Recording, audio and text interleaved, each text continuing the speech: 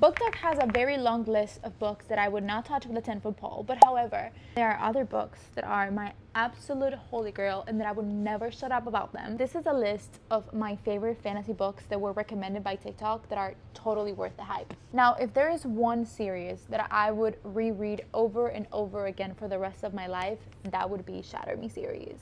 It follows a girl whose touch is literally lethal. She's been locked away her whole life until a very powerful organization realizes that she might be good as a weapon. I've talked about this series so much, but I genuinely love it. This is the love of my life. I cannot explain to you what I feel for this series. This is definitely hands down my favorite series of all time. The writing feels like poetry. I would have to pick only one book boyfriend forever. That would be Aaron Warner. Aaron Warner sets the standard for me for any other BookTok boy that could ever exist. The Caribble series is a very recent read, but it quickly became one of my favorites of all time.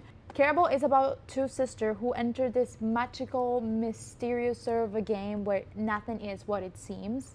And everything feels like a fever dream, but also kind of dangerous. Obsessed with these characters, especially Donatella. She's hands down one of my most favorite female characters of all time. Every trope is done so well. I am not one to like a love triangle, but this one felt absolutely to me. I know that a lot of people say that you do not need to read Caribble to read Once Upon a Broken Heart, and I think they are 100% wrong. You 1000% need to read Caribble before you read Once Upon a Broken Heart. I don't make the rules. You have to listen to me. You would not regret it. If I'm talking about Caribble, I am gonna talk about Once Upon a Broken Heart. I literally just finished the last book yesterday, so it's still everything really fresh in my mind. Once Upon a Broken Heart is about a girl who makes a deal with the Prince of Hearts after a heartbreak, and that completely changes her life. It is such a beautiful, magical, slow burn romance that it really has you holding on to your seats waiting for the next thing to happen. Jax is also probably one of my favorite book boyfriends ever, so yes, you should. If we're talking about fantasy, we need to talk about Acatar.